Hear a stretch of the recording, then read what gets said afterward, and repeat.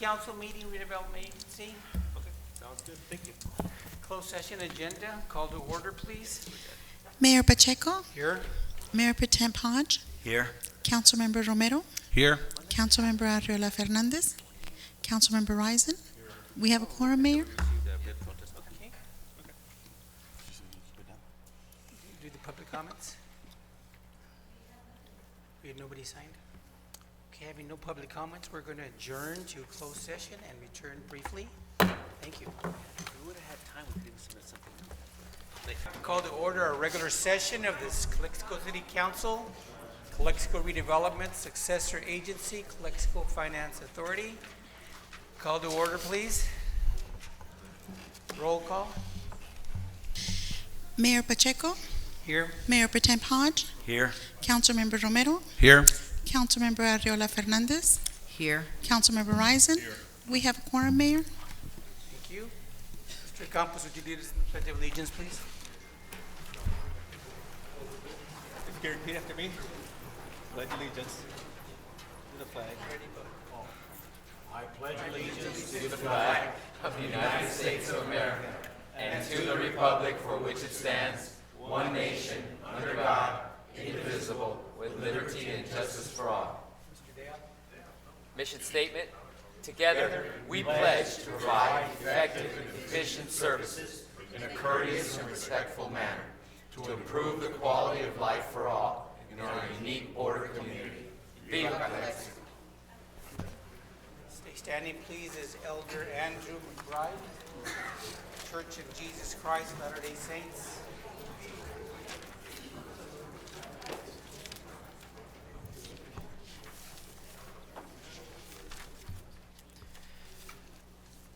Our beloved Father in heaven, we are very grateful to be gathered here today to address the needs of the city of Calexico. We're grateful, Father, for all the things that we have been given in this life. And we ask a blessing with us this time that we might use both those use our talents and our abilities to, as well as our knowledge, to find solutions and be peaceable and to be able to continue to better this city. We love thee, Father, and we ask for these things in the name of our Savior, Jesus Christ. Amen. Amen. Thank you.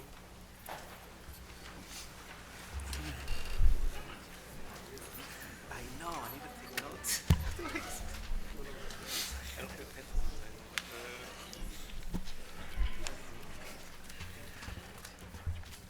Mr. Campos, can you report on the closed session announcements? Yes, Mayor. I do have a report out in closed session. One of the items listed number one was the litigation with Santo Tomas. I do want to report for the record on a motion and a 5-0 vote of the City Council. City Council did approve a settlement agreement with Santo Tomas Incorporated and Juan Carlos Gonzalez. Upon execution by both parties, we'll be able to make that public, but it would allow for the temporary reopening of a part of Santo Tomas.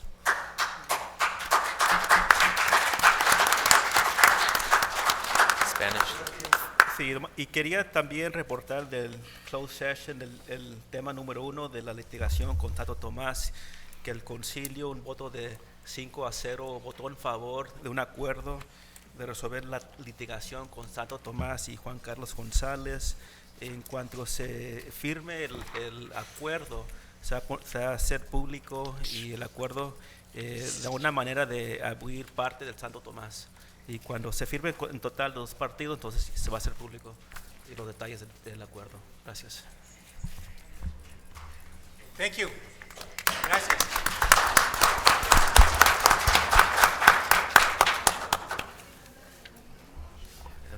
Moving down to approval of the agenda. Is there a motion? I'll make a motion, Mr. Mayor. I second. All those in favor? Aye. Aye. Thank you. Announcements? These proceedings may be viewed on the City of Calexico website the Friday following the council meeting at www.calexico.ca.gov. Mayor Pacheco will have community office hours to hear the concerns of the citizens the fourth Tuesday of the month from 5:30 p.m. to 7:30 p.m. at City Hall in the City Manager's Conference Room, 608 Heber Avenue in Calexico. Thank you. We're down to presentations, and the first one is our chief. That one we're going to put off until the next meeting, Mr. Mayor. We're going to postpone that one for the next one? All righty. And then we're going to have ICTC staff consultant on the Calexico West Port of Entry traffic circulation plan, and that'll be Ms. Virginia Mendoza.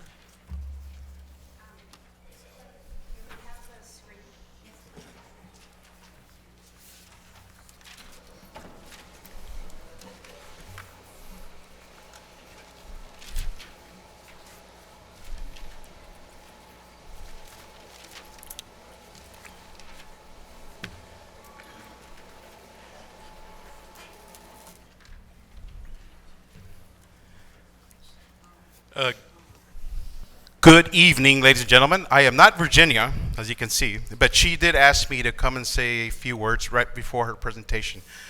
I just want to make you guys aware that this traffic circulation plan that has been done has been a coordinated effort between the City of Calexico, including my staff, ICTC, and the consultant, KOA. God, forget, the guys were JSA. Okay. Yeah, and Caltrans. These engineers, this of course, with our department head for our street public works, Lily Falomir, and everybody involved, Mr. Dale.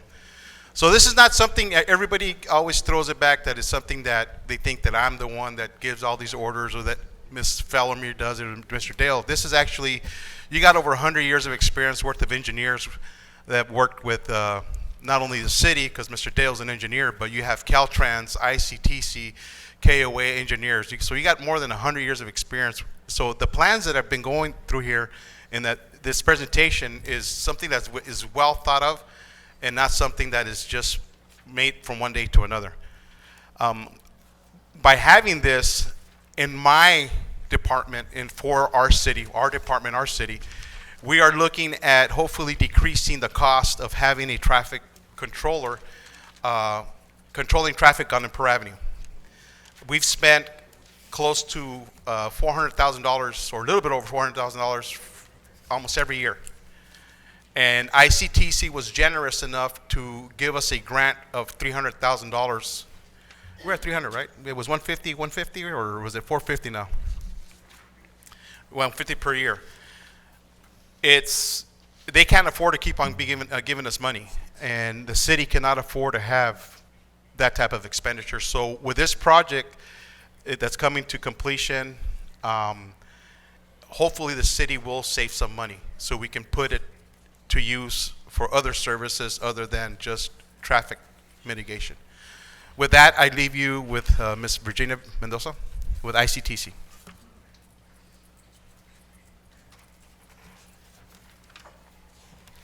Thank you, Chief. Good evening. Good evening, council members and members of the public. As Chief mentioned, I'm a transportation planner with the Imperial County Transportation Commission. Served as the project manager for this project. So, with that said, we did conduct as Chief mentioned, a traffic circulation plan that was spearheaded in relation to the expansion of the West Port of Entry here in downtown Calexico. So, let me check to see if this.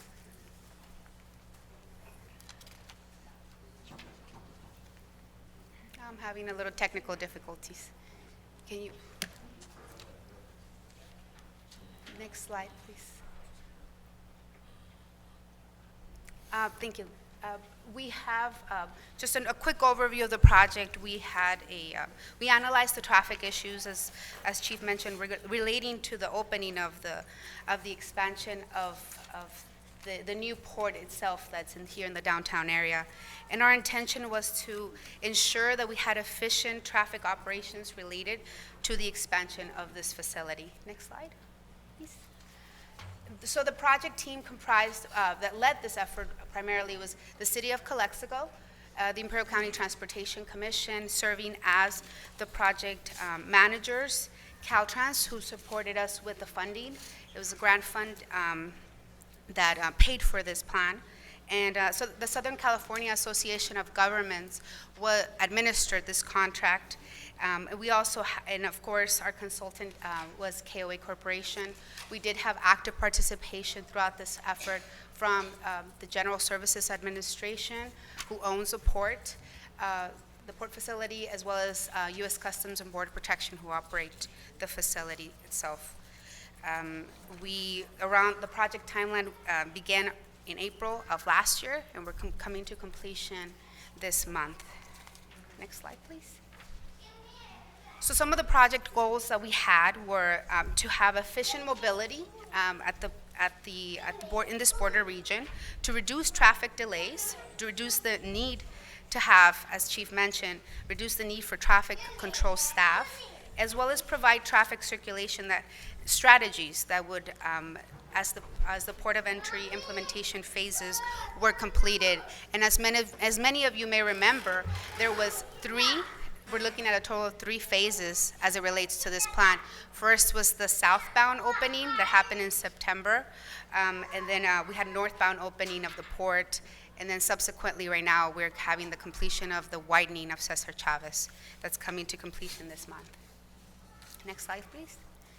And so the project area included the major roads that provide access to the port itself. So we were looking at State Route 111, State Route 98. And so the local roads that we were analyzing were Cesar Chavez Boulevard, 2nd Street or Anza Road, and Grant Street. Next slide, please.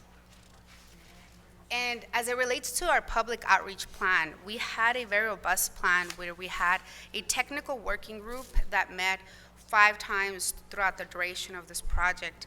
And that was comprised of city management team, the Imperial County Transportation Commission, Caltrans, the federal entities involved, the General Services Administration, U.S. Customs and Border Protection, as of course our consultant team, KOA. And we really, that team really led this effort in molding the plan to what it was. In addition, we also had 3 public outreach meetings in which we came out. We had day-long public outreach meetings in which we had upwards of 100 participants in one day of the public that attended. And these were folks from everyone from the community at large. We did include media and the business community, and our intent was really to reach out to the border travelers. So that was the extent of a lot of our outreach. We have some images of our events, as well as some of the coverage and reports that were done as far as the outreach projects that we were doing, the workshops. And with that said, we'll get into some of the technical analysis, and I'll hand this over to Clyde for the next slides. Good evening. I'm Clyde Prem with KOA. I'd like to just go into some of the technical information that we developed. We prepared the traffic circulation report, and it was really based on going out and collecting data. So we went out a number of times and collected traffic counts, observed queues. We estimated traffic flows and analyzed traffic queues. So it was truly based on that, and we did that for each scenario to give guidance to Caltrans, to the city, on how to move forward with striping and cones and all that stuff that you see out there in the street. We help work that out in advance. Next slide. So as Virginia said, the project phases, so of course it started with the southbound traffic shift. And it was really easy. Everything was going down 111, and now we've moved the port of entry over, so what do we do? And so all the original locations crossed off, and what we did was we shifted it over to 2nd Street. And then the northbound happened, so that was July, and then by September the northbound happened, so the port of entry is in full operation, but Cesar Chavez is not ready to go, so we ended up developing the circulation plan that's out there right now. as it is right now. And then now, what we're doing is completing this, what we call Phase 2, and that's the widening and working out all the details with the lanes, the geometry, and all that on this phase. Next slide, please. So we did come up with a couple ideas for this second phase. We thought, well, you could use Cesar Chavez and 111 and some of the other streets to bring people in, or focus traffic just to, southbound traffic, just to Cesar Chavez Boulevard. And we did all the analysis and looked at that and met with the committee. Next slide, please. So the things we looked at, how to influence the traffic route for people to know where to go, well, sign it, change the signal timings, and then we wanted to look at how the personnel would be utilized in the field. So those were the three things we really looked at as we analyzed these routes. Next slide. So here's the selected option. What it looks like is you've got Cesar Chavez, and so you're coming southbound on 111. What you'll have to do is turn right on 98 and turn left down Cesar Chavez for the southbound traffic. That was the selected option. Now northbound, by the way, northbound is less volume, much less volume per hour than southbound. It's because our customs works a little slower, a little more deliberate. So that the northbound flow isn't quite as big an issue just because it's queued back up. And so that traffic can go either direction, up Cesar Chavez or 111. We've made sure there's local access, and the city, of course, has been a big part of this. Local access on Cesar Chavez. On the far right, there's a local, the third lane is going to be for local access and designated as such. And so the reasons are shown up there. Why did we choose this? As the police chief said, one of the big issues is traffic control personnel. This is the option to have the lowest traffic control personnel needed. We have better traffic operations at the entrance itself, and it allows, 111 to be a little more open to give you better access to the downtown area all the time. How much signalization will be on Cesar Chavez with stoplights? There is, the signals there now at 2nd Street, and then Grant, and then up at 98. 3. Yes. Okay, next slide, please. Some of the changes we identified, Caltrans has just gone out and done a project right here at 98 and 111. What we'll be monitoring is that southbound right turn. If it is lengthy, the option of making 2 left turns and taking 2 right turns and taking 1 left turn away is going to be considered, just to make sure that that port of entry traffic continues. That flow continues. Right. Next. 2nd Street can go back the way it was, basically. It's striped out like with all the extra left turns. That won't be needed now, and so it can basically go back. It'll provide flow across, even with the port of entry, so that people can get to the outlet mall and any other destination and back to downtown. That traffic will be allowed as well.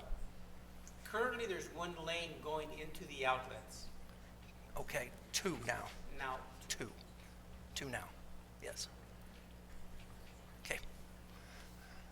And then a lot of work, and it's possibly still going on, some of the analysis and review of the design plan and striping plan for Cesar Chavez at 2nd Street. There, if you can look close, you can see the far outside lane going south is going to be, what's the word I'm looking for? Barrier cable put in, and so you won't be able, that'll just be for a local traffic to come in that. You'll have 2 lanes straight south, you have 2 lanes north, and you'll enter 2 lanes into the port of entry and out. So there's been a lot of work. This goes on with the design project, the striping. It's all really finishing up right now. But that's the idea as it moves into the port of entry. Are you closing up coming in from 2nd Street westbound? You can't go to Mexico? I believe that's correct. And, we looked at that a lot of ways. We thought maybe, That's not feasible. yeah, And we have options for both. So again, I think you have the fallback if this first idea doesn't work. There is an enable for you to do some adjustment. But this is the way to improve the flow in and reduce the number of people out there that have to monitor it. And that's the reason. Yes. We looked at traffic control. It's a busy graphic, but basically it shows where the signs should go, where the signals would be adjusted, and some of the details on that. So that's, for the city, for Caltrans to look at, because they'll have to sign this so that, as you pointed out, you can't come down 2nd Street. So everybody will have to know that they have to turn and get over to Cesar Chavez to enter. That's going to hurt a lot of the businesses on Imperial, is that correct? I think it's going to help. Help? Our thinking is that none of those cars, we're all going over to the border, get them out of the way. Now the people that want to go to those businesses can go there. They don't have to avoid that street. So we believe it's going to help. Okay. Okay. Go ahead. The last component is that Caltrans is looking at bringing in traffic management. They call it ITS, Intelligent Transportation, where they'll put some sensors in the roads. They'll have communication to signs to let people know the amount of time to go to the east or west port of entry so that people can make a decision. That's going forward. So our recommendations: provide signage to Cesar Chavez, be looking and modifying that intersection up at 98 and 111, look at signal timing adjustments, focus the manual support at Cesar Chavez and 2nd Street, and it's very possible that it'll work without much manual support, but at start you'll probably put some people out there and then implement the Caltrans ITS project. So again, thank you for the opportunity to work with you. The city's been very good to work with, excellent staff, and ICTC as well. So we appreciate the opportunity. It was a long and hard process. I know that you did, you had to take out your slide rules and your guide, your counters. Yes. I'm sure that was a task in itself. Yes. But we'll wait and see what happens. Right. Exactly. Wait till it opens. But thank you. Thank you. Thank you, council members. And I just want to point out one last thing, is that this is intended to be a baseline for the city and a tool for the city to consider moving forward. By no means is this set in stone. The key word in this is that this was a management. It was not a fix-it solution, so to speak.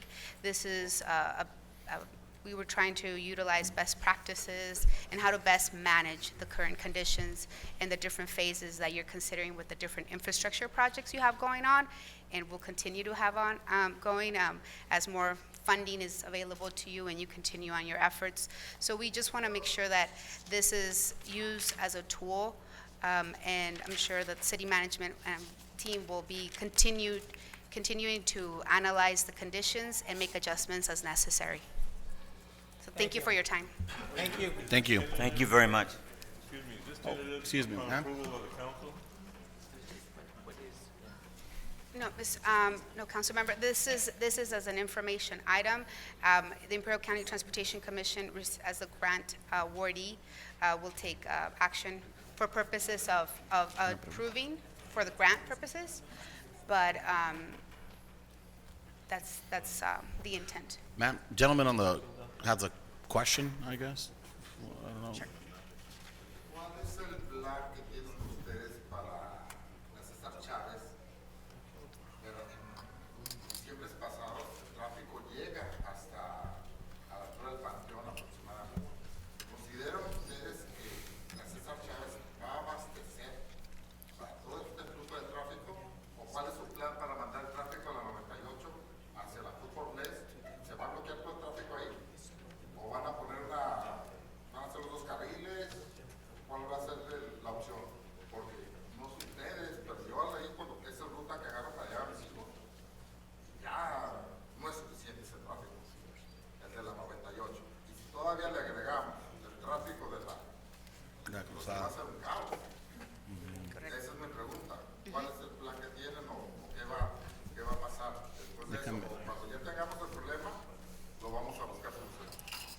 Chief, excuse me, Chief. Sí. Do you have? Do you want me to answer in Oh, Spanish sure. or in English? Either. Whatever you prefer. Español. Sí, le contesto en español. La intención que se nos comunicó de la ciudad es de que va a ser una geometría similar como la que tenemos temporalmente en la calle Segunda. Serían que hay carriles designados que van directamente para la garita, hacia sur, hacia la garita, el 98, y un carril que sería mantenido libre para el flujo de tráfico sería el oeste. Sí, señorita, pero dime, si usted viene de la 98 hacia el sur, da vuelta sur. A la derecha. Ok, y para agarrar a César Chávez, vas a cruzar a la izquierda. Correcto. Ahí vas a bloquear el tráfico. Ahí vas a bloquear el tráfico. Si se satura esa carretera. Ahí vas a poner a una persona, pues a final de cuentas lo que estábamos resolviendo es de eliminar Tanta gente. y vamos a poner gente para... Sí, pues lo que se tiene, lo que la ciudad tenía programado es de que cuando considera la cantidad de cruces de calle que hay no, pero el cruce de calles en sí. Virginia, I can't answer it. I mean, because that's a question that it's actually more directed towards the city and what our plans are. Entonces, los planes de nosotros son esto. Ahorita tenemos de 16 a 18 personas que trabajan en el tráfico cuando está por el calle Imperial.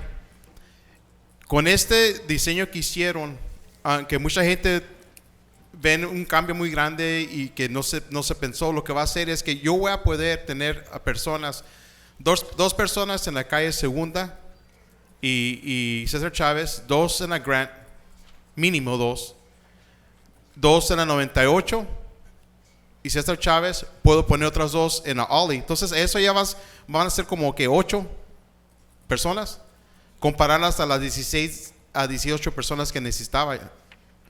Entonces nosotros sabemos que no se van a acabar, no vamos a eliminar las personas que controlan el tráfico, pero sí va a ser menos personas que vamos a tener. Yo no te discuto eso, que estás eliminando menos gente. Yo lo que te discuto es el cambio de carril para cambiar la gente que va pegada a su lado derecho. Sí. Cámbiate a la izquierda, ahí vamos a tener un caos tremendo. Si así, ya me los han querido atropellar varias veces. Sí, y es la cosa, pues teniendo personas ahí, entonces en la Grant y la 98 se van a ocupar 3 personas.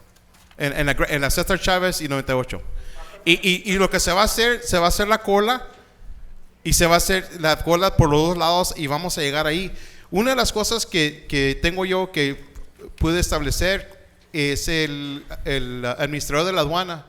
El licenciado que está ahí, este cuate, ha trabajado conmigo. No sé si han notado que de las horas de las 3 de las tardes hasta como las 7 de las tardes, Mexicali abre todos los carriles, los 8 carriles.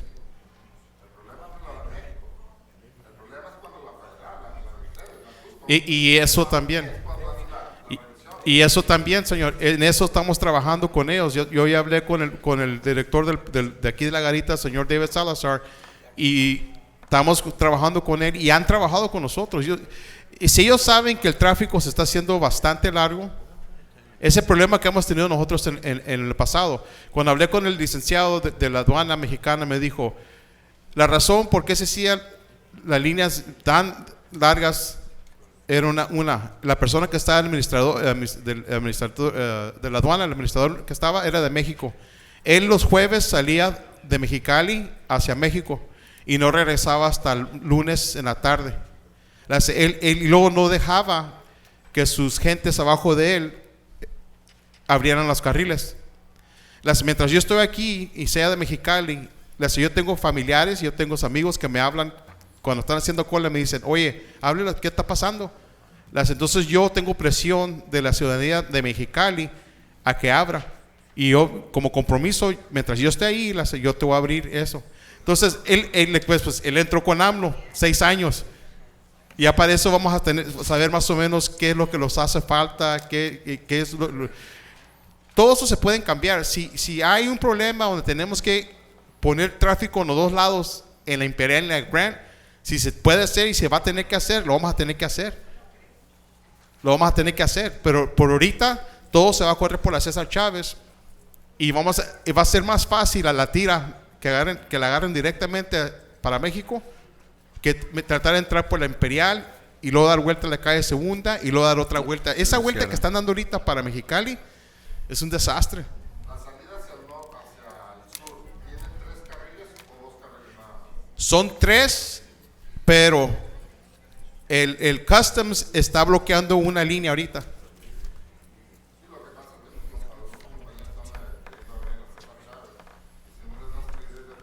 Oh, tú estás diciendo hacia el sur. No, sí, ellos van a tener, para las personas que tienen en el lado, tienen una línea, un carril que va a ser designado para lo que es tráfico local. Y vas a tener 2 que corren para México.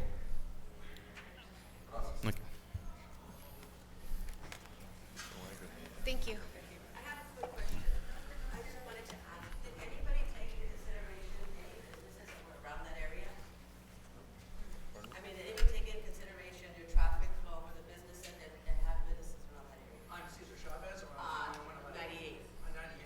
Mike. Mike. The reason my concern is for that is that, because throughout 98, you guys created a cul-de-sac. Right? It used to be a traffic flow to go off Estrada Boulevard, and you created a cul-de-sac. And the reason I'm saying, did you take consideration of businesses that are around there, or landowners around there? I wrote names because I know landowners around there. And I didn't hear anything from you guys in consideration or notice saying, the traffic. We carry in our business alone 150 to 180,000 people from Mexicali to come into our business.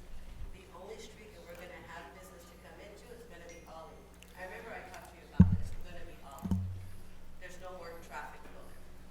So it's either Ollie or you have, at Hacienda, a little street, and 101 Bernardo when people to the trailer parks, where they have to go all the way around. Through the So west and I'm through. curious to see, and I'd like to sit with you later and see, how was your study plan to close the cul-de-sac? Because that's an extra flow of Traffic. cars. You're gonna have a jam-packed Ollie and 98. I just want a clarification. You're talking about a cul-de-sac on State Route 98? On Estrada Boulevard. Estrada Boulevard 98.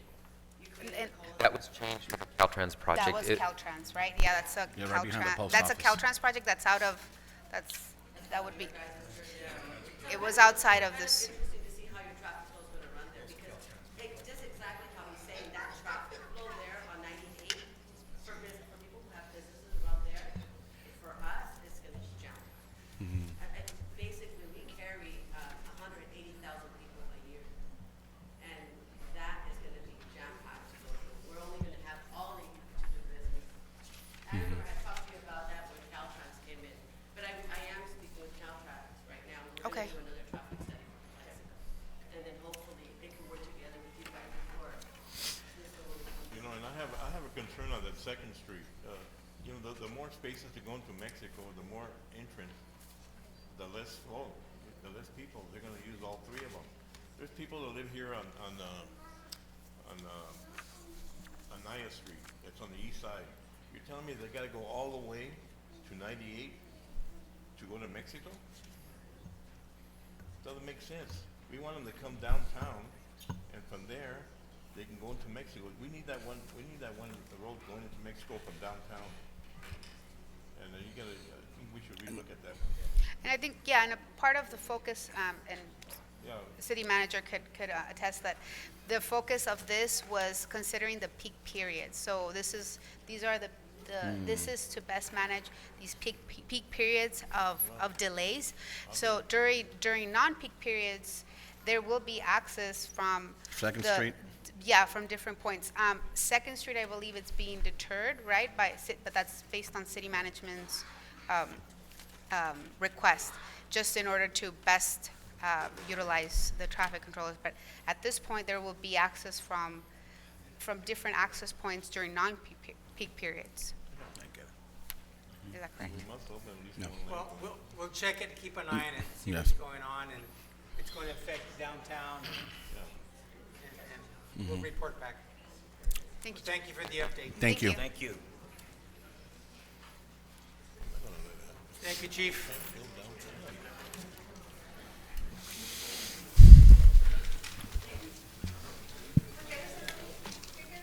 Public comments? Of course.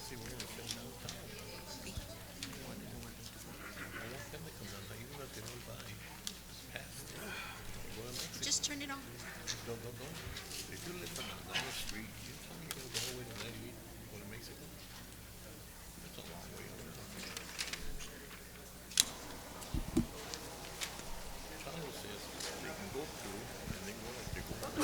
Public comments and public appearances not to exceed 3 minutes. Ms. Garcia? This is the time for the public to address the city council on any item not appearing on the agenda that is within the subject matter jurisdiction of the city council. The mayor will recognize you, and when you come to the microphone, please state your name and place of residence for the record. While members of the public are encouraged to participate, it is unlawful to disturb or delay the council meeting with personal or slanderous remarks. If the item you wish to comment on is a consent item, please comment now. The City Council is prohibited by state law from taking action or discussing items not included on the printed agenda. If the item you wish to comment on is on the public portion of the agenda, we will take your comment when we get to the item on the agenda. Please direct your questions and comments to the City Council. Ben Horton?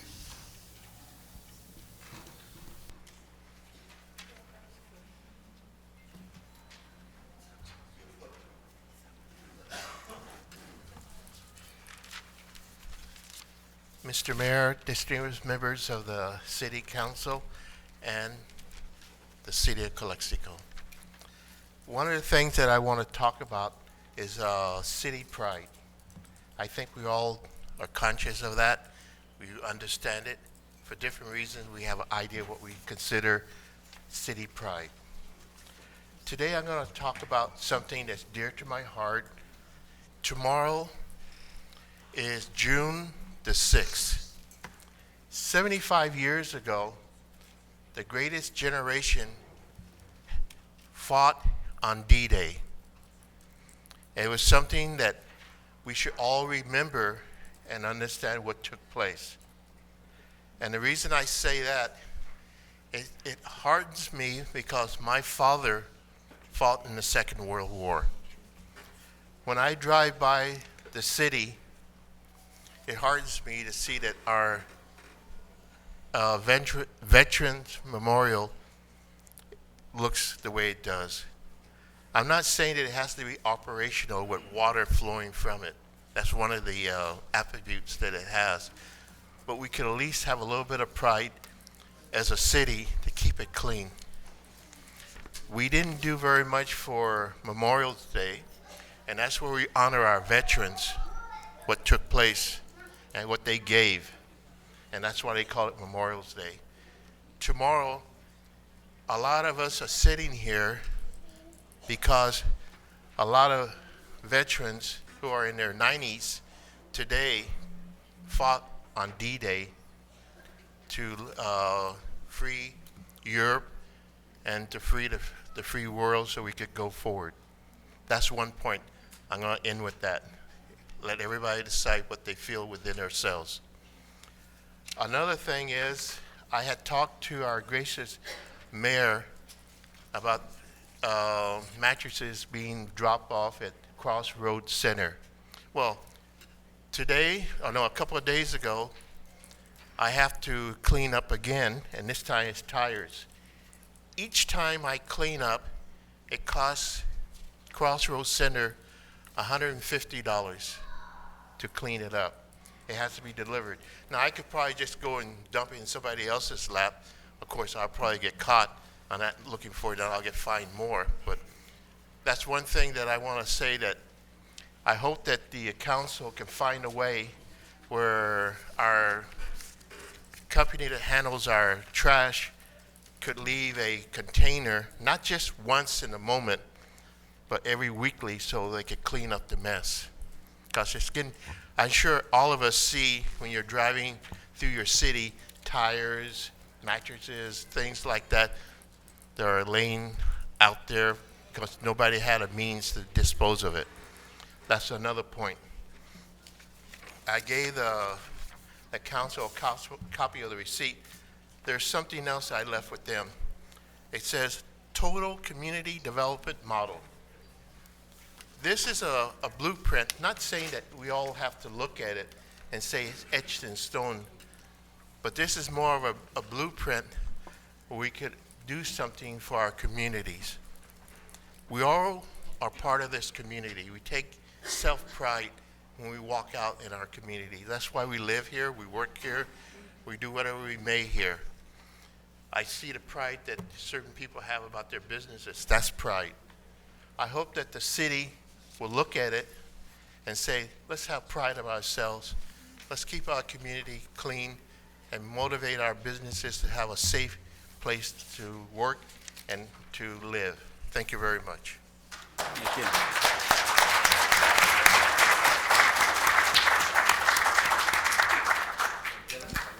Gloria Guzman.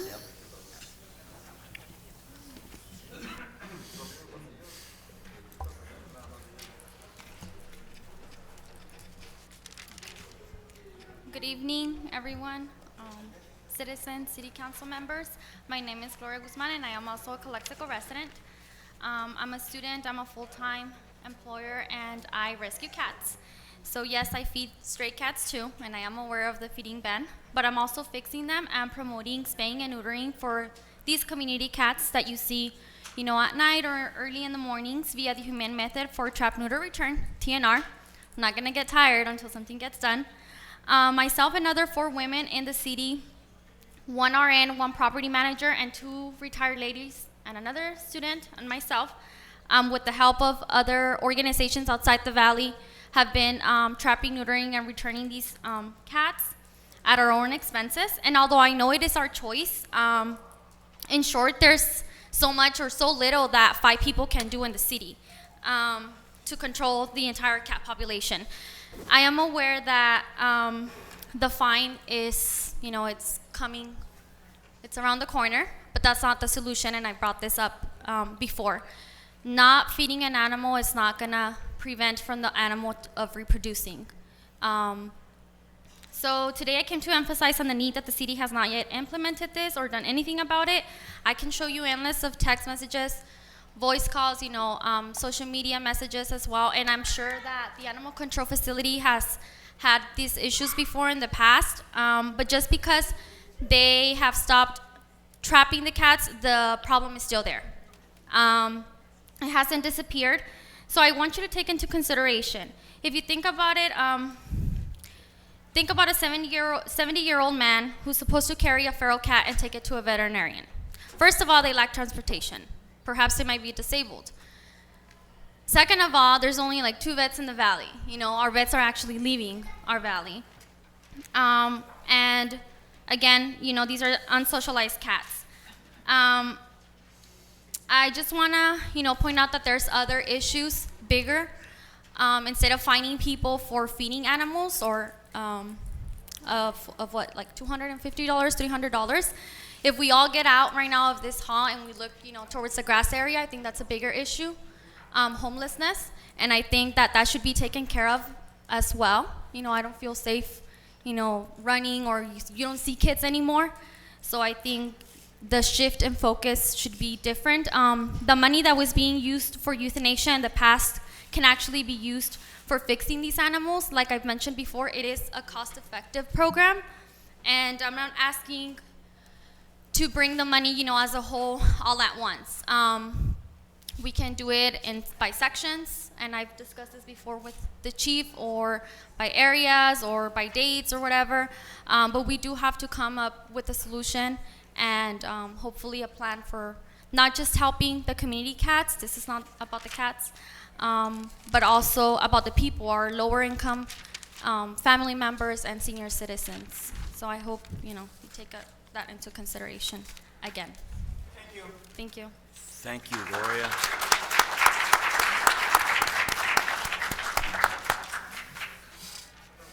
Pedro Ortiz.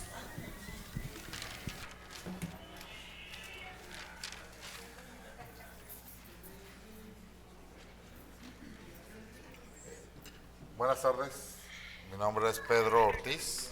residente de Calexico. Bueno, aquí los de Caltrack nos dieron una pequeña muestra de lo que nos está pasando a nosotros los de Santo Tomás. Ok, señores miembros del concilio, todavía no nos dieron una resolución y todo, y vamos a esperarlas, entonces no va a hacer ningún comentario, porque todavía no sé la respuesta, no es nuestro problema. Pero lo que sí les quiero comentar, legislen tomando en cuenta a los vendedores. No nos toman en cuenta, no saben cuál es nuestra problemática.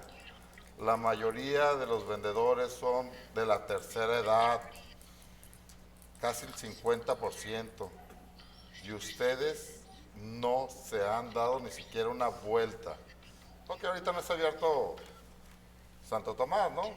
Pero pueden ir a Las Palmas también, y vean cómo están los vendedores con una carpa aquí que le está dando el sol.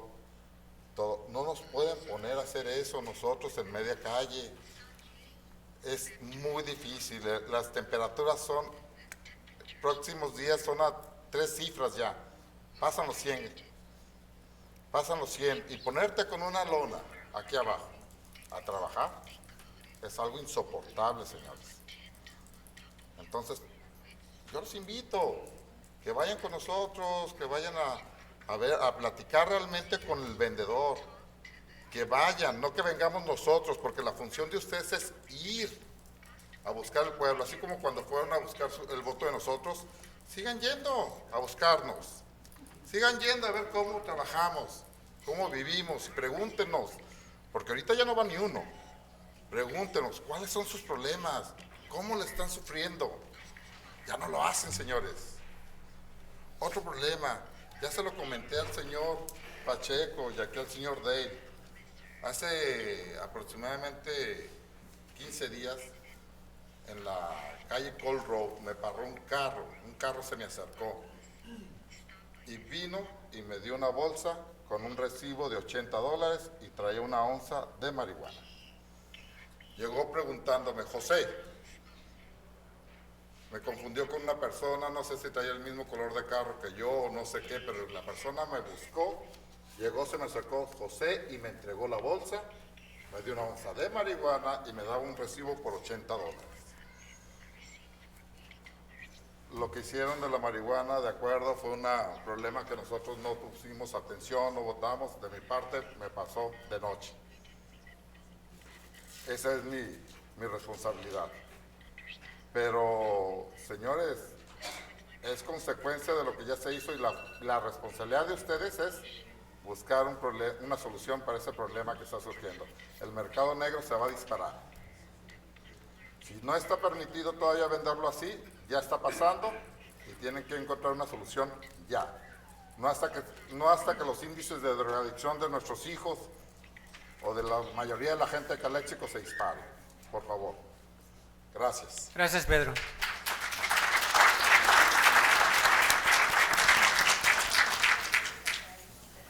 Orita Chin.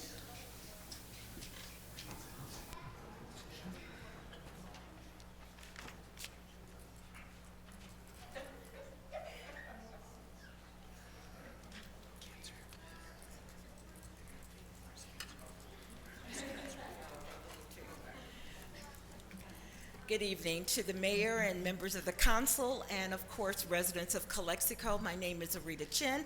I'm the executive director of the Imperial Valley Cancer Support Center. We have offices in Brawley, and we currently have an office at Heffernan Memorial across the street, and we provide cancer services for anyone in the valley. We would like to invite the council and members of the public to an open house we are having next Wednesday, June 12th, 5 to 8 o'clock. We want you to come and talk to some of our patients, see some of the services we provide, and just enjoy an evening of information and some refreshments. If you have any questions at all, we are at Heffernan every day from 9 o'clock to 3. If you know of anyone who needs our services, we are here. All of our services are at no charge, and we are dedicated and committed to servicing the people in Calexico. Thank you so very much. Thank you. Thank you. A question, Orita. A question. Do you have a comment? Did you pass out your flyer? Yes, we're going to have some in the back as well. Okay, as a reminder. Yes, thank you.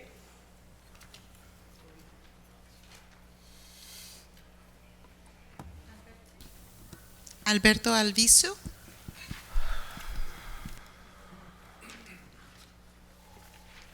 Buenas tardes, distinguidos miembros del concilio. Esta tarde pues quería hablar sobre el tema de las licencias y los permisos para los comercios. Quería traer a su atención que nosotros como comerciantes, algunos de nosotros como comerciantes de swap meets, en este caso tenemos dos SWAMIs aquí en la ciudad de Calexico, la Santo Tomás y Las Palmas. Entonces, como comerciantes, algunos de nosotros estamos en un solo lugar, otros están en los dos lugares. Para cada comerciante que trabaja en los dos SWAMIs se ocupa una licencia especial para cada lado. Si nosotros como comerciantes queremos tener otro local en el downtown o en las outlets, ocupamos otro permiso, otra licencia. Entonces, por mucho tiempo se ha manejado así y creemos que es tiempo de que se haga algo al respecto y en lugar de ocupar un permiso para cada lugar que vas a tener, sea uno como en otras ciudades. En la ciudad del centro es un permiso si tú quieres hacer comercio, en la ciudad de San Diego es un permiso si tú quieres hacer todos los comercios que quieras y creo que ya es tiempo de empezar a cambiar eso. Son demasiados gastos los que nosotros como comerciantes de microempresas pues son demasiado altos los precios que tenemos que pagar. Ya lo traje al comentario con el señor Pacheco y con el señor David Deo, lo he comentado en previas reuniones que he tenido con ellos. Me han dicho que ellos van a empezar están buscando un sistema para mejorar eso tal vez el próximo año, pero pues quisiera traerlo a atención a ustedes para que se empiece a trabajar eso ya desde ahorita. ¿Sí? Si por ejemplo hubo varios cambios ahora que pasó la situación que pasó en Santo Tomás, que nos dieron la oportunidad a los comerciantes de ahí poder cambiar la licencia si decidíamos salirnos a otro lugar. Pero antes de que pasara esa situación, por ejemplo, los comerciantes que tenían dos negocios dentro del mismo Santo Tomás, por ejemplo, se les pedían dos licencias, cuando debería haber sido una ULA para sus dos espacios. No sé la situación de Las Palmas, ¿verdad? Pero allí sí se pedía así. He escuchado historias, por ejemplo, como un señor de los carritos de las nieves que tiene 5 carritos que venden nieves en la ciudad de Calexico, ocupa un permiso para cada carrito, cuando debe ser un solo para todo su negocio. Entonces yo creo que es tiempo de traer atención a eso y darle una solución para que eso genere, pues, yo creo que más economía para la ciudad y más economía a las familias que tienen sus propios negocios. Gracias. Gracias.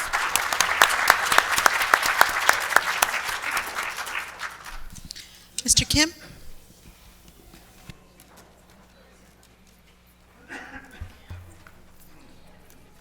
Good evening, ladies and gentlemen, and council members. Yeah, I'm gonna face to you, and I'm sad. I'm sad because City of Calexico cannot conduct its own traffic control plan.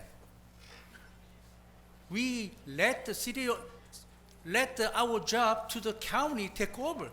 Why don't let them take over the city? I'm very disappointed. As we have an ability to do it. And traffic control, we're not constructing new street. Just the traffic control we can do. I believe our police department has ability to do it. I don't know why have to be let county come to the control of the city. And I'd like to have a copy of the PowerPoint, but all the plan, the city of Calexico, I believe the police department has more than ability to do its own.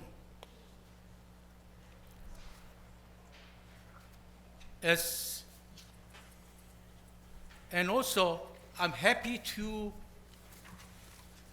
what happened today, and for the last of my friends, my business is starting from the Las Palmas and Suamit. A lot of my business is from the Suamit. And I'm really happy for my friends to at least they have chance to work for their families and work for their own food. And I believe, or I suggest the city should be learn from this problem to closing the Santo Tomas Suamit. They could do a lot better. And if you cannot proactive, at least learn from the proper treatments, proper response about this kind of problem. Stop harassing the citizens. Work for the citizens' benefit. That's why all about the city of Calexico. This mission statement, that's hypocrite. I don't see any action from the city for the citizens. Just nice word, but doesn't mean anything. So someone who wrote that looks like he doesn't know how to write English. Please, be your job. City of Calexico, best interest of the city citizens. That's your job, safety and the welfare of the citizens. Thank you, Mr. Kim.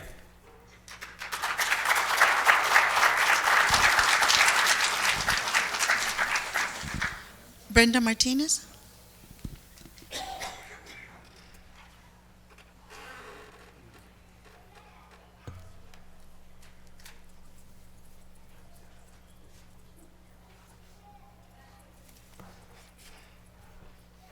Good evening. Brenda Martinez from Las Palmas Swamp Meet and owner. The reason I'm here today because I've noticed that throughout the council meetings we have a couple of people from the other swamp meet and vendors have been, making their comments. And my comments to them and to the city council. The vendors from the other swamp meet are more than welcome to come to our swamp meet. I mean, there's never been anything that has been from what they say or whatever. They are more than welcome to come. Now, regarding their issues of shade and what they're saying about, there's no shade or whatever, I mean, it's a swamp meet. And for us, it's you pop up, put down. Throughout the time, if they were having their problems with they couldn't go in, we went ahead and accommodate them so they can go ahead and come and sell at our swamp meet. We gave them a discount. We allowed their permit from Santo Tomas to come into our swamp meet without the Las Palmas permit. And that was because through city, they had called and says, can you accommodate these people? Can you help these people? I said, yes. It was during the holidays. We'll help them. I had to hire extra staff, make extra spaces to accommodate them. And for them, I would like them to know they're welcome to our swamp meet. There's not like they've never been welcome. And for some that have been there, we have accommodated them. Yes, my concern is eventually we're going to be meeting with you guys. Las Palmas will be, I'm going to go back a little bit because we, at this point, we're talking about when we created Las Palmas 50 years ago, we did engineering and we did plans and we developed the streets and we paid for infrastructure, for sewer, city, everything. So it's something that we already have generated and we've been there for 50 years. So we have a future coming up for Las Palmas. We are going to be, and I wanted to announce it here, eventually we'll come and show you a slide. We are going to evolve and make a bigger, make Las Palmas be more entertainment, not just for the community here, but to have tourists and be more attractive. That's something what will come up to you guys, and still the vendors are welcome. We will be doing construction soon, and you guys will be notified, and I'll put a slideshow so you guys can see. So thank you. Thank you. Thank you. Thank you for providing that services to the other swamp meet.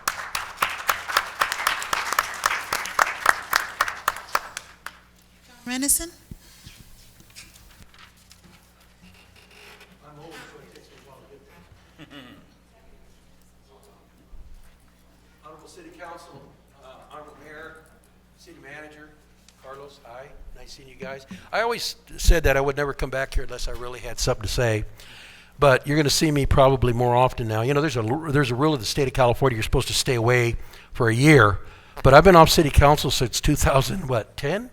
So it's been, 8 years. Anyway, Mr. Pacheco, I want to compliment Mr. Dale, and I know he's been having a hell of a time with his Santo Tomas hot potato, but he's been accessible, and I've talked to him, and he returns calls. So, para mí es ganancia for somebody to return calls, because so often public servants don't return calls, and if the shoe fits, wear it. But more importantly, I want to say this community is in dire economic straits. Tenemos muchos problemas económicos aquí. That's why it's imperative, and I don't go to the swap meets. I don't. I'll be very frank with you. It's too damn hot. But the economy of Calexico and Mexicali is different from anywhere else in the world, and I think you can all agree with that. You up there, business people, former educators, one educator, an insurance guy, a nurse, you guys know what the real world is all about. We're on the border. It's a tough place. We've got an administration, whether you're a Republican, Democrat, it's not friendly to the border. And I'm not Democrat or Republican. I vote for the person, not the party. But we have problems. So it's imperative that the city council work with Santo Tomas, with Las Palmas, with whoever the hell it is, to make sure business is conducted in a good manner. It's been 6 months since the fire. 6 months. And to me, it's unacceptable. But I'm not going to get involved in the details of why, because we can't look back, we've got to look forward. All I'm saying is I commend you guys for voting for the mediation. Qué bueno que lo votaron. Lo voy a decir en español. Ya por fin hay algo positivo de este concilio para Santo Tomás, creo yo. No conozco los detalles, los vamos a conocer próximamente. Pedro, cálmese. Y ya no, polémica ya, no more polémica, please. We've got to sit down like ladies and gentlemen and talk like adults and respect each other's points of view. I don't care if you get yelled at, you get screamed at. Hey, I was in public service for 20 years, and I know what it's all about to get calls at midnight when I was on the city council or get screamed at, yelled at, but I didn't take it personal. I've been in this community my entire life. My dad had an ice business, Morris, you know that. I grew up here. I'm going to be here. And I'm here for the city of Calexico. I'm here, I don't care if it's David Dale, who it is, but hopefully he's here. Yes, David, you have stability now. Let's keep the stability. This is important. In the eyes of other cities, let's not have a revolving door in Calexico, for God's sake. Let's have stability, because for years, Calexico was the laughingstock of the valley. And there's still whisperings. But I'm saying, whenever people bring it up to me, I'll say, hey man, cálmale. I think we're on the right path. What was your slogan, Mr. Pacheco, at the State of the Union, or State of the City? Back on track. Let's keep back on track in a positive way. And thank you for your openness. Thank the City Council for their professionalism, Mr. Dale, Mr. Campos for returning my phone call. He didn't have to. The ex-city attorney, after I was off the City Council, Jennifer, she never would return my phone calls. That tells you they don't need you. But that ain't the point. The point is, be respectful. Let's work together. Let's make Calexico a better place. Thank you very much.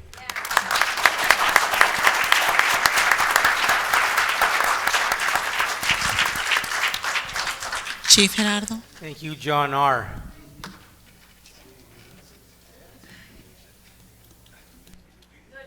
Anybody else, Ms. Garcia? Chief.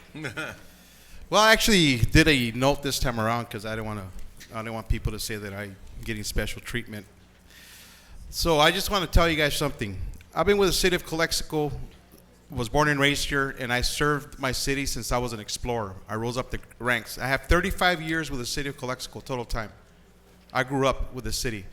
I've seen a lot of city councilmen. I've seen a lot of administrators.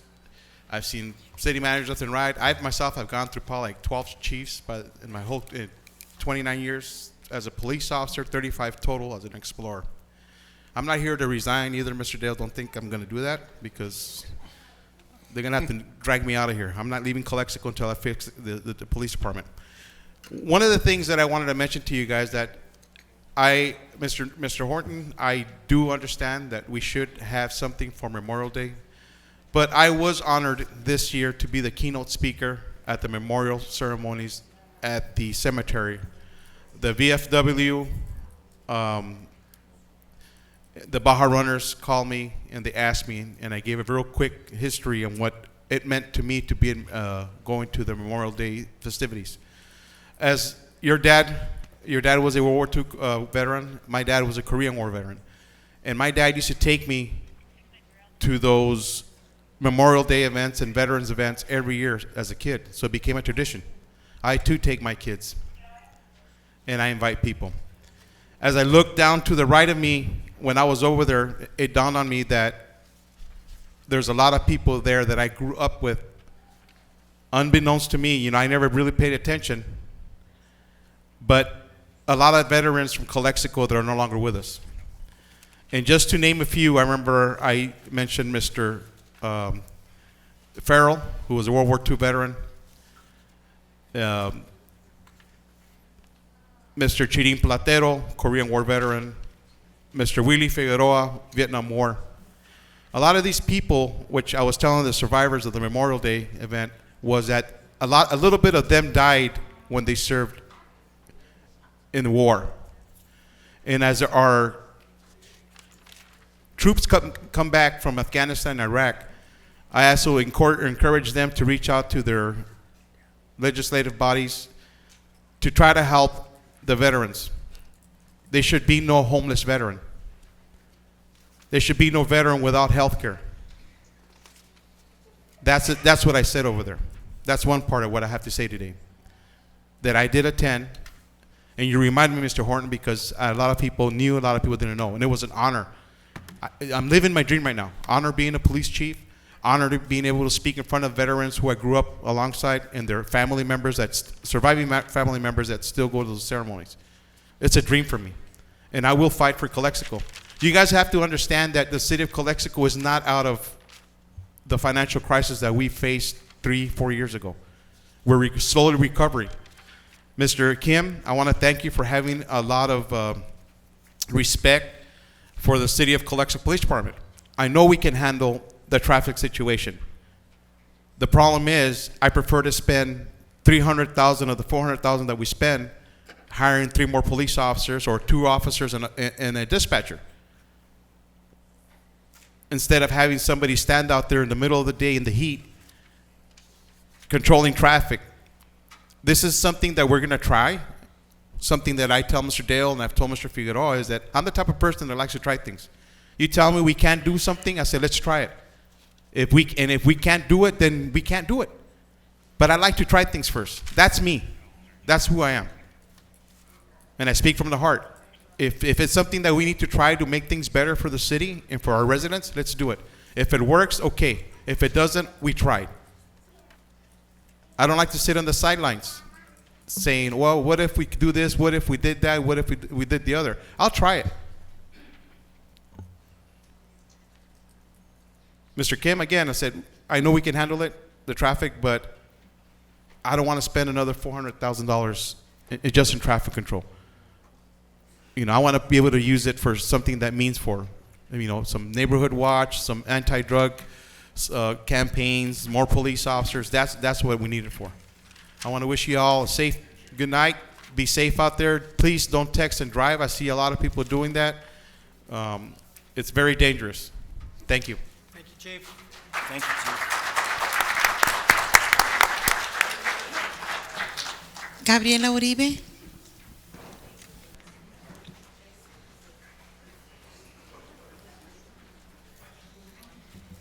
Buenas tardes. Pues ya me conocen todos, ¿verdad? Yo soy Gabriela Uribe. Tengo 20 años trabajando en Santo Tomás. Pues yo no iba a pasar a hablar ahora, pero sí voy a exponer mi problema. Pues ya pasó, ¿verdad? Pues dicen que venimos aquí, pues rumores y a cuestión de Palmas, va a ser de Palmas. Y yo, gracias por los días que trabajé ahí. Muchas gracias. Ya no me podían rentar a mí. Y eso que de que es el mismo permiso de Santo Tomás para Palmas. No es cierto, porque a mí me lo pidieron que lo cambiara, cambié todo para acá, para Palmas. Y mi sorpresa fue que fui a rentar y ya no me rentaron, que a mí ya no se me podía rentar. Entonces, pues gracias, pero creo yo que tenemos libre expresión de sentir las cosas nosotros. Nunca me trataste mal conmigo, muy bien, gracias. Nomás que hasta ahorita no sé yo el motivo. Y como dicen, son muchos rumores, son muchas cosas que se hablan a todo alrededor de nosotros. Es cosa de estarnos volviendo locos todos. Entonces, no hay nada escondido, aquí lo estamos hablando.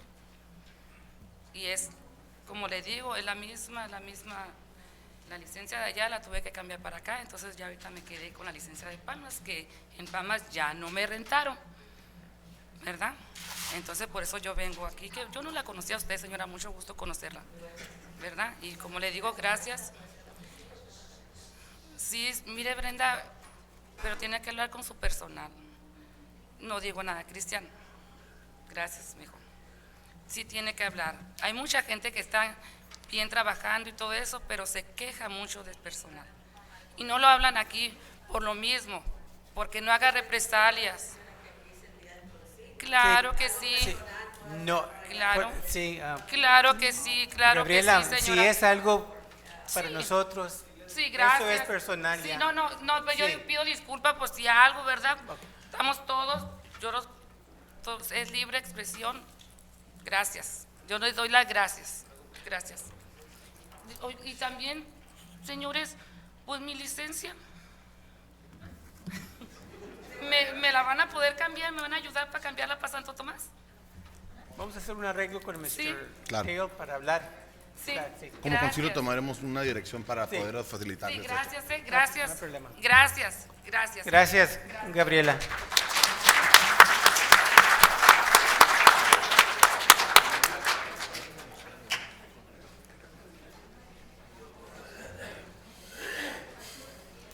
Arturo Medina.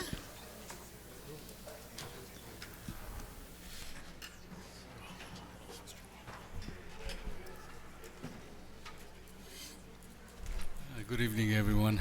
My name is Arturo Medina, 2301 Nixon Avenue, Calexico. And I have a couple of things to talk about. First of all, I'm still interested in finding out whether any of the council members would like to bring the water rate hike topic back for discussion. I feel that it was passed against the majority of the people who voted against that rate hike, and we weren't given a real clear reason for it. The other thing that I'd like to find out is talking about road improvement. Whether the city is responsible, or who's responsible for repairs for the Jasper Road and the Bowker Road. Those roads are real deteriorated. There's a lot of potholes, and it's quite dangerous, especially for the traffic between on Bowker Road. There were a lot of pieces of concrete that are falling out of there, and people speed there quite fast, especially during the morning, and then when going back to work at 4 or 5, and it's pretty dangerous. So, if you have a response, thank you very much. Bowker's comment.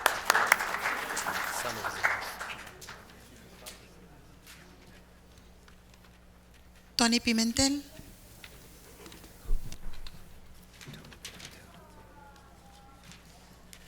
Hello everybody, my name is Tony Pimentel. I work with the Jefe Memorial Healthcare District, and I'm here to invite the City Council and the public to the Elder Abuse Awareness Conference that we are having on the next Tuesday, the 13th, at the Carmen Durazo Cultural Arts Center. This conference is to make awareness of the elder abuse that is going on in the country and everywhere. Elder abuse is not only physical, is Abuse is monetary abuse, is mental abuse, and we want to invite you that day. I have some registration forms. If you know somebody that takes care of an elder, or you have somebody that is dependent and you need more information on that one, you are welcome. We have in our website, jeffernan.memorial.org. Buenas noches a todos, mi nombre es Antonio Pimentel, trabajo para el Distrito de Salud Heffernan Memorial y vengo a invitar a los miembros del concilio, a la gente del público de Calexico. Vamos a tener una conferencia sobre el abuso a las personas de la tercera edad y personas dependientes que no se pueden defender. El abuso se da de muchas maneras, tanto física, mental y de manera monetaria, aunque no lo crean. Es la primera vez que en Calexico se lleva esta conferencia. Antes siempre se ha hecho en otras partes del condado, esta vez el distrito lo está haciendo aquí, gracias a los directores de Heffernan. Va a ser el próximo jueves 13 de junio de 9 a 1 de la tarde. Entonces yo tengo formas para si se quieren registrar, si conocen a alguien, también pueden visitar el website de jeffermanmemorial.org. Gracias. Thank you, Tony.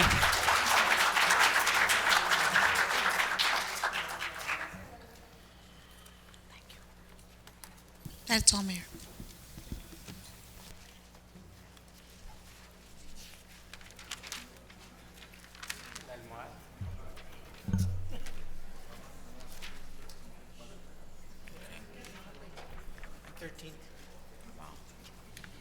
Very important topic. Thank you, Mr. Pimentel. Moving on, we'll have city council comments. We'll start with Ms. Fernandez. Anyone have any comments? Mr. Rising? No comments? Mr. Romero? Yes, I'll have some comments. First and foremost, I want to congratulate, we'll start with Mexicali, Baja California. I'll do it in Spanish that real quick. Felicitar, pues, tuvimos elecciones, nuestra ciudad hermana, este fin de semana pasado, y quería felicitar de antemano a la nueva presidenta electa municipal, a Marina del Pilar, y al nuevo gobernador electo, Jaime Bonilla, deseándoles lo mejor. Sabemos que somos ciudades hermanas y que cuentan con el apoyo de pues, su ciudad y su concilio, ¿no? Going back to that, I want to also congratulate Heffernan Memorial Board for their grand opening of the Proactive Health Program in conjunction with Calexico Fitness. It was unfortunate that we were not able to be there on Friday to do the grand opening, but they were always in our minds, even though we were in San Diego. And I just want to wish them the best of luck, and hopefully they can help out a lot of people with their health and obesity levels, and get us being more healthy and more active here in the city. And in regards to, I just want to give a quick statement in regards to the situation with Santo Tomás. I was a part of that mediation. Lo voy a decir en español. Yo era parte de la mediación. Yo fui parte del equipo de la mediación al lado de el City Manager David Deo y nuestro alcalde Pacheco. Aunque no puedo llegar a detalles ahorita, sí se llegó a un acuerdo, se puede decir que oficialmente un acuerdo, nomás para poder ser oficial, falta la firma de ambos partidos, o sea, de ambas partes. Es todo lo que falta. El acuerdo al momento se puede decir que es mutuo, y pues a mí la verdad se me hizo medio triste y que tuvimos que tardar tanto tiempo para poder llegar a ese acuerdo cuando lo pudimos haber hecho desde mucho antes.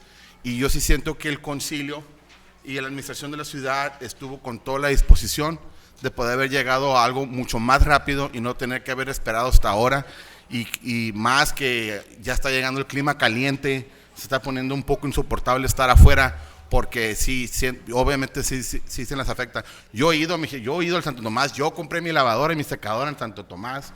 O sea, yo provengo de una familia de un emprendedor de lavar alfombras. Yo sé lo que es trabajar afuera, lo que es sudar como dicen, ¿no? Sudar la gota gorda.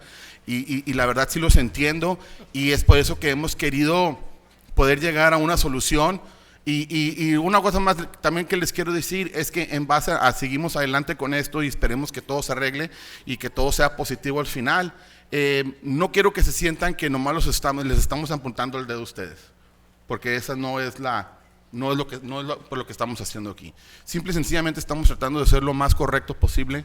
Es lamentable que pues, ustedes fueron los primeros afectados en esto, pero aquí va a haber, como se dice, tabla pareja para todos.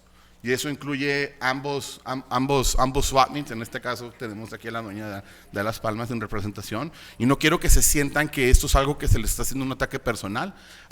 Yo de antemano me disculpo por no haber podido llegar a una resolución mucho más antes, pero creo que después de lo que pasó el viernes y al llegar esas firmas, creo que vamos a poder seguir saliendo adelante, y estamos con toda la disposición, todo el concilio, de poder ayudarles y agilizarles a que vuelvan a emprender sus negocios. Gracias.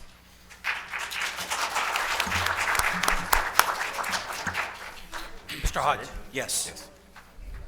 I just want to piggyback on Councilman Romero's statement. I want to thank the vendors. Let me take this off. I want to thank the vendors, or you particularly, sir, for reminding us how important it is that we get out in the community and that we participate and make contact with others. So I am open to conversations and telephone calls, and you will see me there. I make that promise. I make that vow now. The chief stated that we are still in debt and understaffed. Ladies and gentlemen, this is absolutely true. We must not forget this. A few years ago, we were very close to bankruptcy. It was very, very bad. We've come a long way, but we still have to stay on course. But it must be recognized and appreciated how hard our department's staff works and how the city management team works. They are putting in about at least 50 to 65 hours per week in trying to get this city back on track. So I wholeheartedly appreciate their hard work, and we will continue to move forward. One more item. I would like to comment, and among so many things, this might not be the top priority, but I think it's just a friendly reminder today that I would like to comment on the Binational Mayors Summit. It's been a while since we had one, I believe way back in April of 2018. Now, we have not had one this year.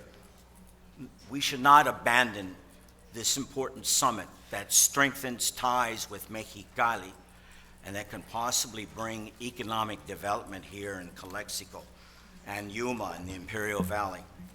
We need to take the lead on organizing and continuing with the Binational Summit. Some issues that are focused on the summit are economic development and environmental issues. Also, we should reach out to the new Mexicali mayor, Marina del Pilar, as soon as possible. And I am willing to participate and take the lead on that, and I hope some other council members too, along with Miguel Figueroa. That's my comments for right now. Thank you, Mr. Hodge. Since the governor has provided some money for homeless, Mr. Dale, and it's going to be out there, so we, as we have issues here in the park and elsewhere in the city, it might be a good thing to start meeting with some stakeholders so that we can get ideas out and get everybody involved with local concerns of housing, feeding, bathing, the needs of those less fortunate that are still homeless. So if we can come up with roundtable, have open discussions and take good notes, and then when applications come in for funding for specific targeting our homeless populations, we have a committee that has been meeting, I don't know, every 3 months or something. I'm not talking about having a meeting every month, but if we could generate some type of a roundtable with the county, city, and organizations that assist with the homeless population, that might be a way to start the thinking on that process. Mr. Dale, some of our street signs have, you go and there's no name. The sun has baked. The sun has baked. No se mira. It's gone. I don't know if we have money for next July 1. Maybe we can put some money. But as you cruise the town, it looked kind of bad that you don't know what street you're on. Yes. Okay. Okay.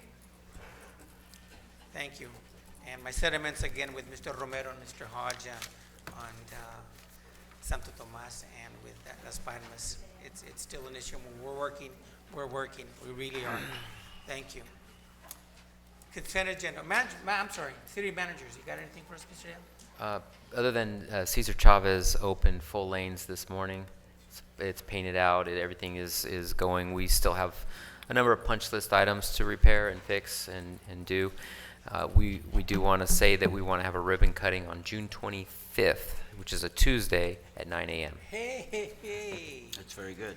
June 25th. Yep. Liston. Yep. Thank you. And that concludes, yes. Hey, thank you. Consent agenda. Mayor. Items 7, 8, 9, 10, 11. Is there a motion And to 12. accept? Sir? And 12. Sir? Mr. Mayor, I will make the motion to approve those Mayor? items, consent, on I the have consent speakers. agenda. We have public we have comment. public comment? Comment? I have Mr. Kim, who will be speaking on items 9, 10, and 11.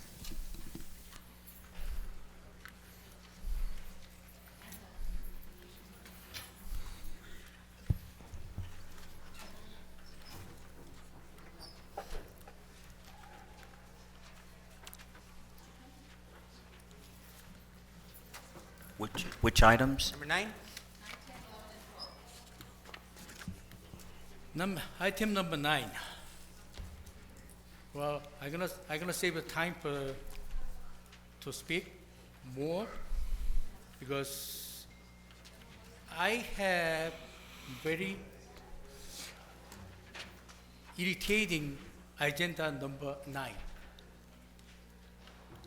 This talking about our underwater to give the county control over, because city doesn't have any experience on those.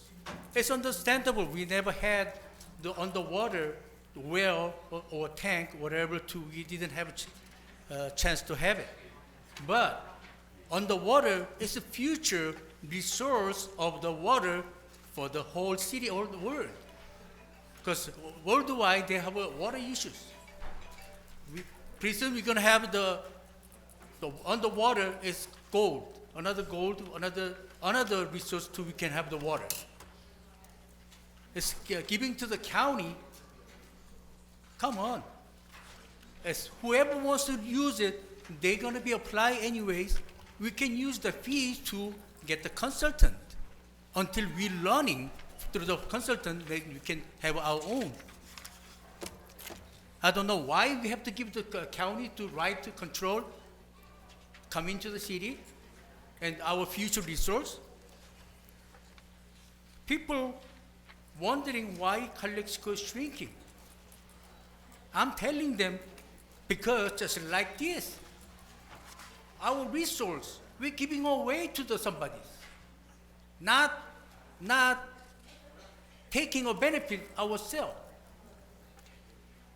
It's our resource for the future revenue and future benefit of the citizen of the Calexico. And also just like I was mentioning about the ICTC, they're taking control over the cities. If they cannot handle, so give the city to the county. Let them county come up with this, take over the city. That way we can have a more prosperous cities than now, instead of shrinking. City of Calexico is jeopardizing our future resource to giving away to someone else.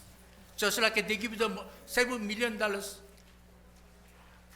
bonds. Mr. Kim, to the plaza. what's your focus on which item? Number 9? It's not Yes, that's not a bond. the way. Number 9 is not a bond. Okay, number I 9 know is not you- ICTC. I don't know. What I is know. number 9? Okay. Underground services. Yeah, I'm The just an city- example. The city wants to do that because they are the experts and they regulate that service. The city does not have the expertise. We can have a consultant. Okay, we don't have the expertise. Can I I'm sorry finish for my raising talk? my voice.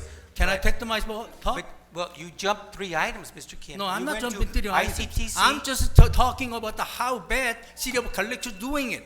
Focus That's on number example. 9. Okay, so this is Focus bad on- movements. Focus on You number guys 9. are selling out to the future resource of the Calexico. Focus on number 9. That's the first topic. That's the one I'm using the example of what they've been done wrong. Okay. What we're utilizing them is that they're the experts. If you don't have and idea they to see, regulate please that. let me finish, please. Then stick to the item 9. Don't interrupt it, please. Don't talk about other items. Oh, yes, okay. This is include the city business, just like the same, The topic is number 9, Mr. Kim. same activities doing it. The city of Calexico is selling out, giving away our resource to somebody else. Later on, when we want to use it, we can use it because we owe somebody taking already. Thank you, Mr. Kim. Item number 10. I'm number 10. Yes, please.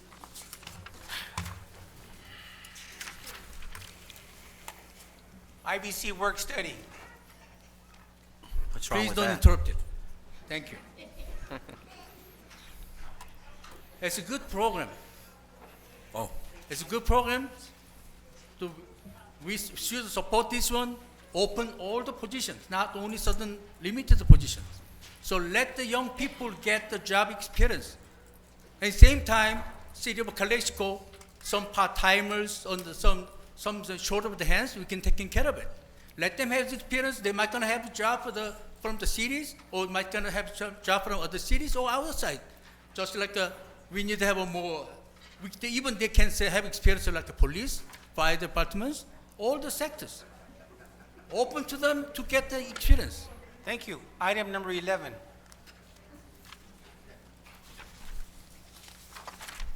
Yeah.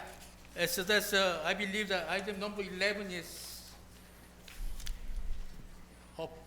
resolution authorizing the policies, disclosing. Look, we don't have budget report not completed yet. And also, we don't have 2 audit report is not been done yet. Due by the January, due by March, we're not even bothered to bring them here to try to finish the audit. So it looks like we don't do our job right.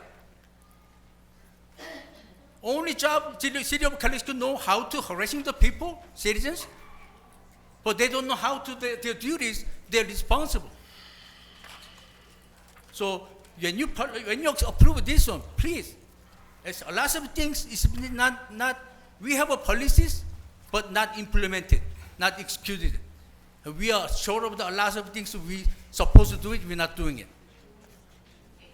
Please, that we are doing right is not right because our council doesn't have interest to do the job right. Or they don't know how to do it. Now our city staff, it should be do more diligent to finish this one policy in the line. Item number 12, Mr. Kim. Item number 12.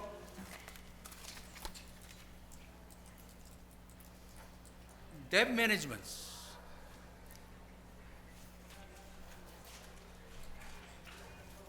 We have, it's not the debt management, 12 is like city investments, investment policies.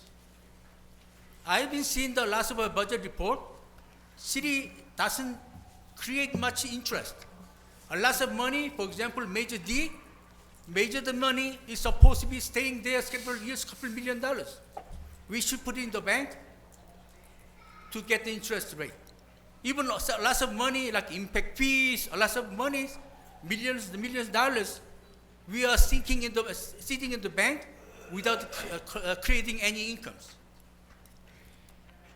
So any money is short-termly we're not using it, we should put in the short-term CDs or buy the mutual funds to create more revenue for the city's benefit, as we can use that money to benefit of the citizens. Thank you, Mr. Kim.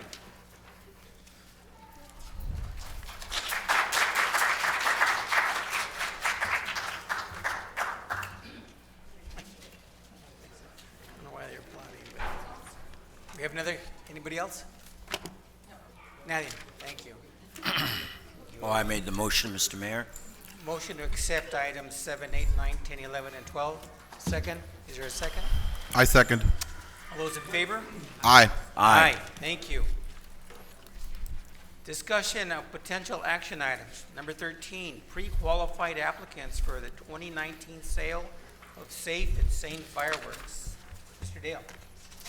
I can ask our fire chief to come at this time.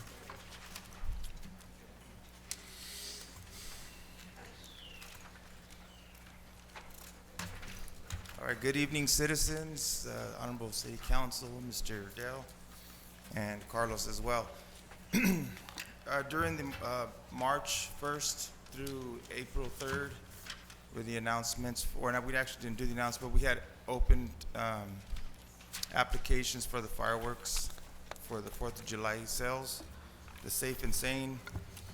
We only received 2 applicants. We went through the applications. All the documents are in place. Application is complete. We are suggesting that the 2 applicants in front of you are authorized to sell within the city.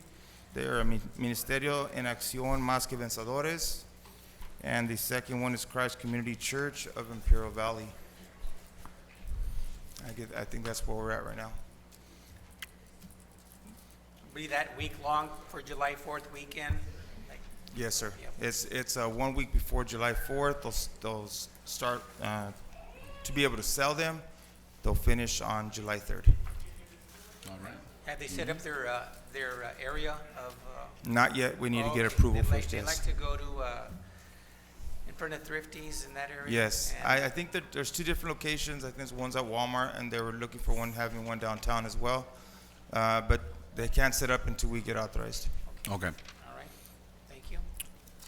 Thank you. Thank you, Chief.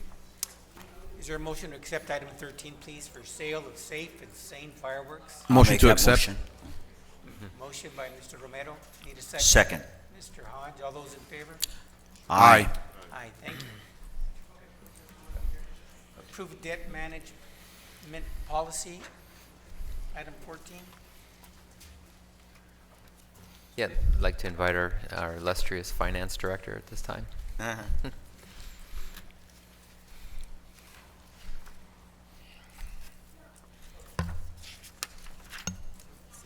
Good evening, council members, city manager, community. We are here to present our debt management policy. We are required by the state of California to present to you an annual debt policy. We need to abide by the rules and regulations of our state. So this is just a requirement that we have to have. And before we issue any more debt, we have to let the state know that we're getting into any other debt. So this is just an annual requirement. We have to do it before we prepare our budget. So here I am. And I am working on the budget. So it's just something we need to vote. That is correct. Regular protocol. Code for. I Any do questions have for Ms. Lovatos? No, I understood. Thank you. Mr. Kim?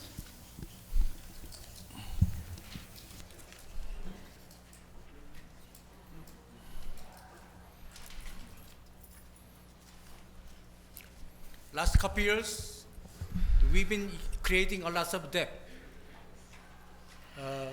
Just like major H bonds and what's called the bonds of what's called the Grand Plaza safety bond, $7 million. And the water, sewer, another $47 million debt, the bonds. But when I go to the CDAC, they're not listed. So we don't reporting on all the bonds we've been issuing. I only can see the bond from the, what's it called, the list of the bonds about the Hearthstone only. Several bonds we've been issuing recently is not on the list. So I don't know, this one is just policies or we're not reporting. I cannot see it. So is there something wrong with from the state or something wrong from our city staff? please find out to transparency. The people was complaining me, oh, Kim, you told me to when you go to CDX, you could see all the debt list is not there. Please find out our reporting process to make sure all the debt is in there, and the water and sewer debt for over $40 million ones. I don't see the schedule. This is just a policy. That's policies, but you're that's not what I'm saying. The gonna find policy is not implementing or not, because it's not in the list. Thank you. Thank you. Request approval for city debt management policy, item number 14. Is there? Mr. Mayor, I will make a motion to approve item number 14 regarding the city's debt management policy. Seconded by Mr. Morris. Risen. All those in favor? Aye. Aye, thank you. Item 15, authorize city manager to sign supplemental agreement with Union Pacific Railroad Company for Cesar Chavez Boulevard. Improvements of federal aid project number HPLUL 5168017. Anyone speaking on this one? Any speakers, Ms. Garcia? Nope. Mr. Dale?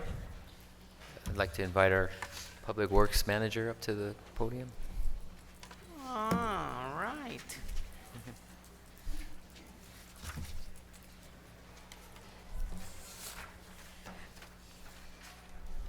Good evening, Mayor and council members. Since the design of Cesar Chavez, the city has been in constant communication with Union Pacific Railroad to do improvements to the railroad in the section of Cesar Chavez and Grant Street.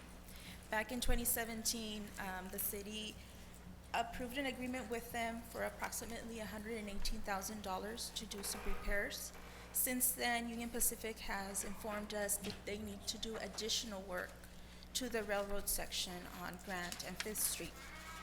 They have agreed to pay 50% of it, so we are asking for the for City Council to authorize the city manager to sign the agreement. The city will pay an additional amount, about $70,000. More or less half? Well, the total project is about 376. So we would be paying, the city would be paying 188,000, and then the Union Pacific will pay the additional 188,000. And where is the funding for this coming from? Just so you can. 70% is through the federal grant, and the other 30% would be through Measure D. There's no general fund. Thank you. Any questions for that? Item 15, authorize city manager to sign supplemental agreement with Union Pacific Railroad Company for Cesar Chavez Boulevard improvements federal aid project number HPLUL 5168017. Is there a motion? Motion to approve item 15. Is there a second? Thank you. All those in favor? Aye. Thank you. Measure D funds and federal. Item 16. We have any speakers? We do. Mr. Kim. All right. Again, first of all, I have some question. The aggregate, the products incorporation, they got all the track contracts from the city, all the street contract is only granted by this company. I don't know what is going on. They know too much of the city of Calexico. Why only one company to get all the contract and doing a lot of the bad job on the street? They making a lot of unorganized constructions. The last citizens are uncomfortable with that. We still not getting. And also, my question is, a lot of street, we have a money. We already used the bond. Why we not saving the money to keeping the money to, in order to give another company like a Grand Plaza? Or we gonna fix our road? If we want to interest us to fix our road, hire the several company in same time here and there, we can fix the road. A lot of the street still needs to be pay attention on it. Thank you. And then make sure they organize it to finish the sector by sector.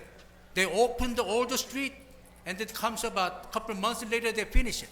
We shouldn't do that way. Thank you. Thank you. Mr. Kim, there was 3 companies that bidded for this. 3 companies bidded, not one company. 3 companies. City did their diligence and hard work and picked the right company. Ms. Villamar? Mayor, just to let, I'm requesting that the city council continue this item until the next city council meeting.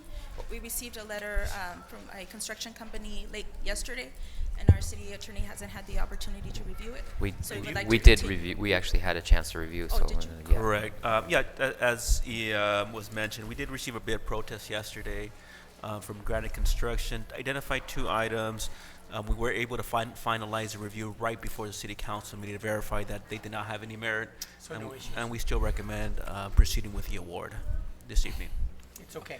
Yes, this happened And you voted right before the meeting council. We Thank confirmed, you. we had time to review we had an opinion, but we wanted to review the underlying documents, and we were able to do that right before the meeting started.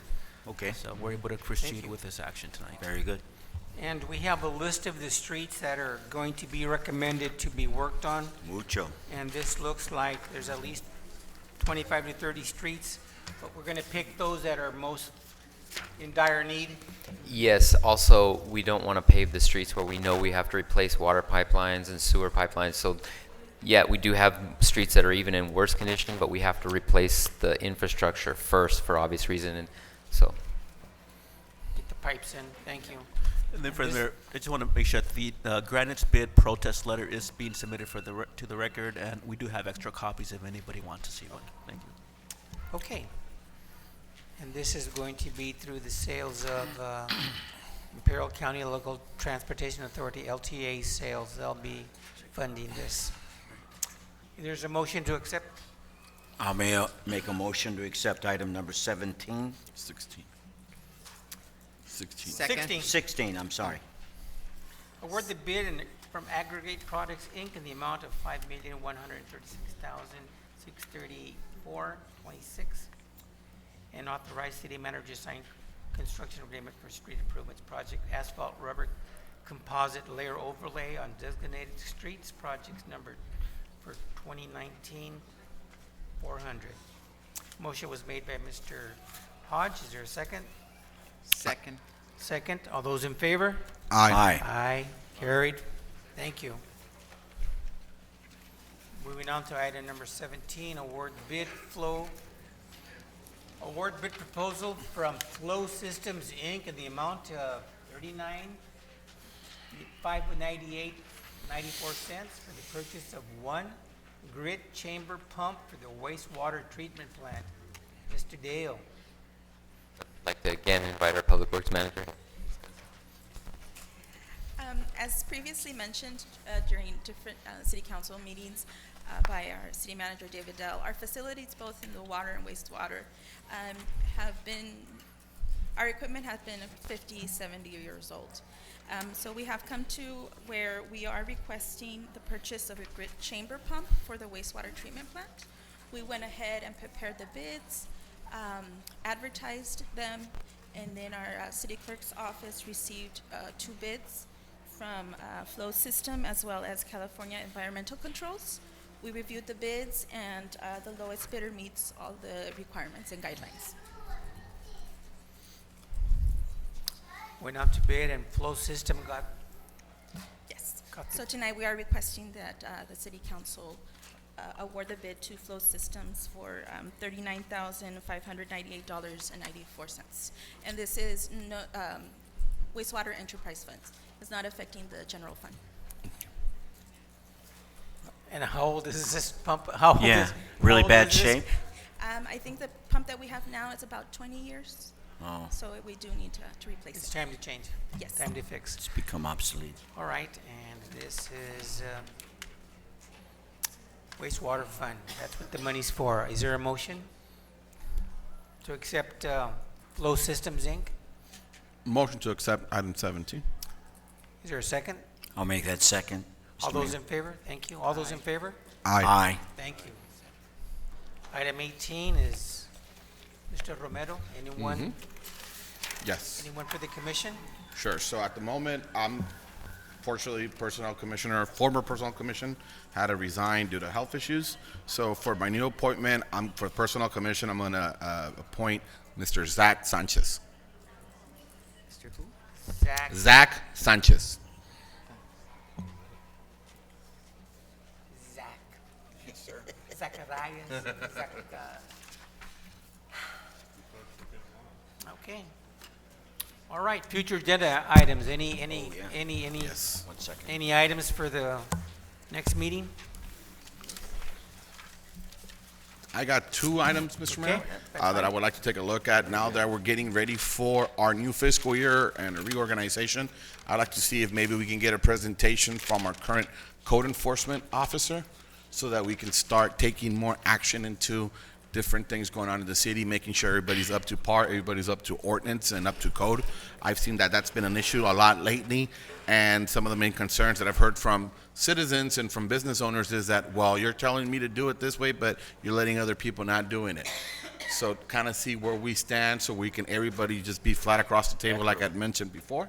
So maybe we can have our code enforcement officer give us a plan of action or a presentation on how she plans to, how they plan to attack this, this scenario. And the other item I would like to have on the agenda, maybe I don't know if it has to go through planning first too. I've been receiving a lot of issues with the zoning for the RV parks and so certain, where we have RV parks that are not even zoned as RV parks and trailer mobile homes, and maybe take a look into that and see, and if the ones that are not and there are rezone them, just pretty much get everything up to par with that, because I've been hearing of projects wanting to come in and doing that, and it's been a challenge. So we can have those 2 items into consideration.